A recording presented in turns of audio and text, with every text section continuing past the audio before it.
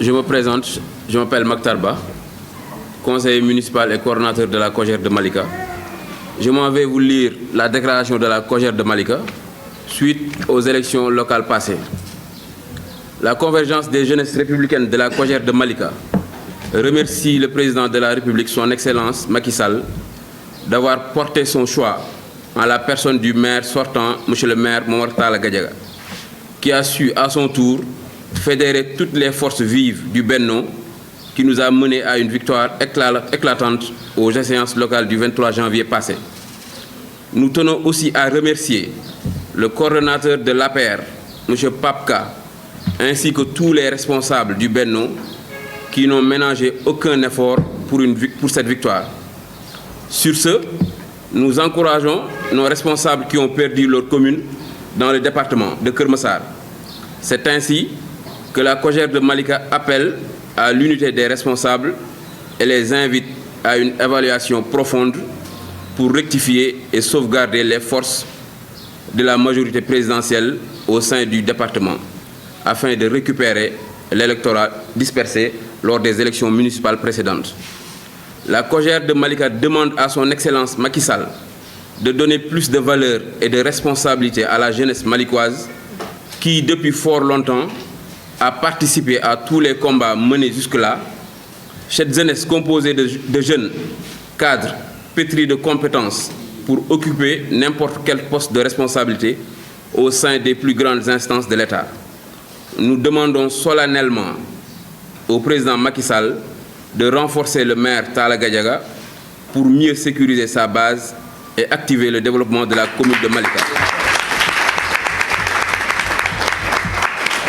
afin de l'aider à résoudre le manque d'emploi des jeunes, qui est un problème majeur dans notre commune. Veuillez recevoir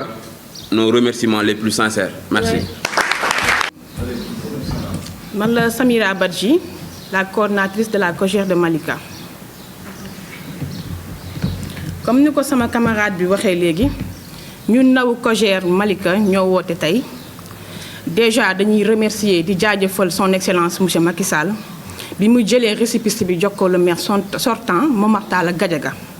Wax dëgg Yalla mu fédéré force yépp jël ñëpp bool leen manam Benno Bokk Yaakaar. Ba tay ji mu jox ñu benn victoire bo xamanteni machallah ñu gagné bo xamanteni bu mucc ayib. Ndax département bi nga xamanteni ni mi ngi dogo juddu Macky Sall créé ko son excellence mu am 6 communes commune de Malika rek mo fi gagné donc gatché ngala Momar Talla Gadiaga. Ci lolu ñuy jaajëfal tamit le coordinateur de l'APR monsieur Papka ak les responsables de Benno Bokk Yaakaar yépp ndax wax dëgg Yalla gis nañ seen taxawaay ci campagne yi wax dëgg Yalla góorgóorlu nañ wane nañ ne ñoom wax dëgg Yalla ay responsable Macky Sall lañ dénominateur commun bi ñu yor mooy son excellence Macky Sall. Léegi nag ci loolu aussi wax dëgg Yalla xam nañ ne mairie bi attanul attente bi fi nekk gis ngeen jeunesse bi fi ñëw tey Momar Talla Gadiaga nekk nit koo xamante ne Malika moo ko bëgg Malika moo ko taamu ndax 4e mandat c'est pas donné à n'importe qui donc Yalla na dogal na ba tey ji mu nekk 4e mandat. Jeunesse bi nag bokk na ci ñu ko fal bi nga xamante ni yàgg nañ fi lool wane seen engagement ak seen dévouement ñuy ñaan son excellence Macky Sall ne ko mu renforcer le maire Momar Talla Gadiaga. dañoo bëgg ma jox ko ay nombal tànk yu kawe soit poste ministériel DG ça dépend ndax moom jàng na xam na yoon bi te mérité na ko. bëgg nañ mu jàppale ko bu baax surtout la jeunesse qui est là am na ñi nga xamante ne bëri nañ am nañ ay diplôme ñu ngi ko rangé ñeneen ñi am nañ ay métier amuñu ko leen jàppale. Jeunesse de Malika dañoo yàgg ci xeex bi wax dëgg Yàlla duñ ne nag son excellence def na mais bëgg nañ mu dolli jeunesse bi carrément ñu ngi toog di xaar Malika dafa mérité ay récompenses. Njooloo tax tey ñu woote point de presse bii pour mu dégg ñu mu dimbali jàppale suñu maire Momar Talla Gadiaga mu mën a jàppale ay ndaw.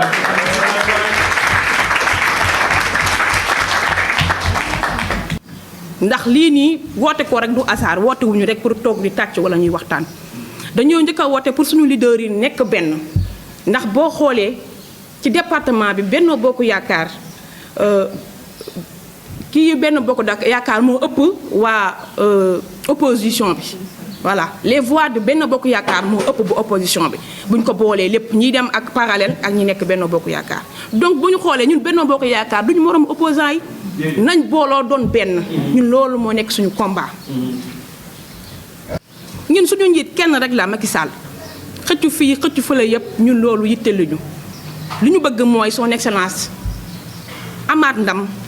ndam législative yi di ñëw ñu gagné ko majeur bu baax a baax a baax. Élection locale réalité élection locale bokkul ak élection législative parce que élection locale tey boo duggee ci commune parfois président mën na tànn nit am koo xam ne dafa nekk ci parti mu gëm ko peut-être que ne moom bu demee dana gagné législative les réalités des élections locales ce n'est pas celle des élections législatives parce que contexte yoo xam ne ñu bokkul législative parti bi mën nañ ànd au sein de la coalition benn yoo mën nañu ànd parce que tey boo jëlee lu mel ni département Kër Massar tey dañuy soxla ñoo xamante ne dañuy représenter ci hémicycle bi au niveau de l'Assemblée nationale ñu ne la par exemple département Kër Massar 2 députés wala 3 députés la war a am loolu warul mën a doon problème pour nit ñi ñàkk bañ a booloo parce que réalité yi ñoo bokkul te man gëm naa ni ak leçon bi nga xamante ne jot nañ ko fii dans ce département ak responsable ak seen mat duñ defati benn erreur bu toll ni erreur bi ñu def dans les élections locales parce que mënoo jógee élection locale le 23 janvier à 6 mois des élections ñu tëgalaat la yeneen élection nga bëgg répéter les mêmes erreurs parce que loolu bu ñu ko defee rek day fekk li ñuy woote ne dañoo bëgg président gëmuñu ko man gëm naa ne am naa yaxin que ne fii ak les élections législatives déjà commencé nañ loolu sax dans le département commencé nañ ko dans les communes te actuellement commune boo dem koo fa fekkoon mu def liste parallèle ma nga ànd ak jiite liste bennoo ba ñoom ñëpp ñu ngi jéem a xool nan la ñuy fexee ba booloo pour mën a préparer échéances législatives yi pour mën a joxaat le président l'électorat bi nga xamante ne amoon na ko depuis fort longtemps voilà. du man loolu dama koy dégg mais loolu man gëwuma loolu parce que président di bien avant muy jël réew mi avant muy def Sénégal ki PSE plan Sénégal émergent programme yoonu yokkateem président dafa amoon mbëbëtam yëpp dafa nekkoon que ni bis bu accéder au pouvoir mu def le tout à ce que magistère am couche sociale bi mën a sentir que ne moom mu ngi liggéey priorité président yëpp mooy nan lay fexe ba population sénégalaise bi ba ñu souffrir ba nit ñi sentir que ne nit ñi waruñoo sonn il faut ñu comprendre que ne à partir de 2012 ba 2020 maanaam bi ñuy commencé mars 2020 bi ñuy commencé avec la Covid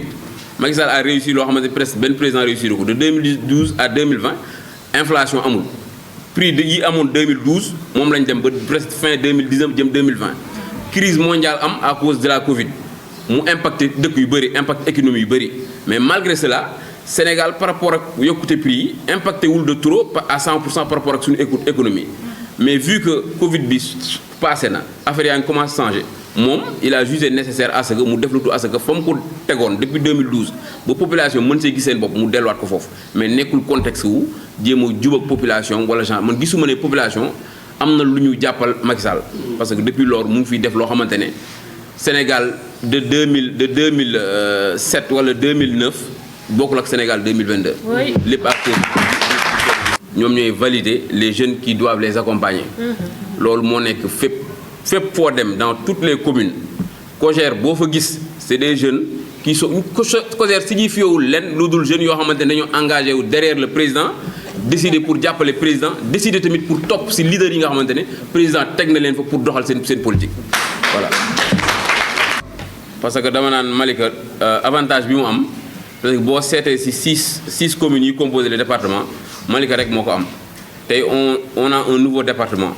te kii di département parle de nouvelles infrastructures maanaam lu bëri loo xam ne dañu ko war a tabax tey boo xoolee Malika sur le plan foncier Malika moo fi dese espace boo xamante ne tey bu ñu naan tribunal départemental Malika la war a ne bu ñu sapeur pompier Malika la war a ne bu ñu naan stade départemental Malika la war a ne kon Malika avantage yi nga xamante ne am na ko yeneen communes yi amuñu ko te côté boobu dañuy attirer attention à son excellence pour mu xam que ne na bàyyi xel Malika par rapport ak infrastructure départementale yi muy créé parce que Malika abrité na espace yoo xamante ne lépp mën nañu ko mën a def te bu fi amee jeunes yi ñëw ci njëriñu parce que loo fi créé infrastructure boo créé dina am ay avantages yu mu am en matière d'emploi beneen bi tamit mooy bu ñu taxawee tey di wax dafa am benn cri de cœur comme sama camarade ni ñu ko waxee tey boo jëlee élection présidentielle yi passé en 2019 Malika nekkul woon dans le département de Keur Massar ñëpp département Pikine lañ nekkoon sur les 16 communes Malika moo nekkoon deuxième moo jëloon deuxième ñu ñëwaat en 2022 Malika nekk premier dans le département te yeneen communes yi foo dem di nga fa dégg ay DG dégg fa ay PCA dégg fa ay jeunes chargés de mission ay jeunes yoo xam ne dañu leen casé fu ne mais Malika mooy seule commune boo xamante amul lool te dafa nekk loo xamante ne xel dafa nekk loo xamante ne xel mënu koo nangu Malika foo déggee benn ministre à Yëmbal mën nga am 4 ministres à Malika foo déggee ay chargé de mission mën nañu am ay chargé am nañu ay personnalités yoo xam ne nekk nañ fi mën nañ gérer ay postes de direction leneen ak leneen te moo tax ñuy waxtaan ak presse bi pour ñu jàllale ki message bi à travers ça ñu son excellence xam que ne Malika daf fi nekk lam fi soxla woon depuis 2012 ba mu fi nekkee ba léegi ñëpp xam nañ ne avant 2012 PDS moo fi nekkoon mais depuis 2012 léegi Malika RSC Maro Beige di produire ay résultats yoo xamante ne day wër dans le département du ko am fenn kon il est temps Malika mu reconnaître Malika politiquement nag ak sur tous les plans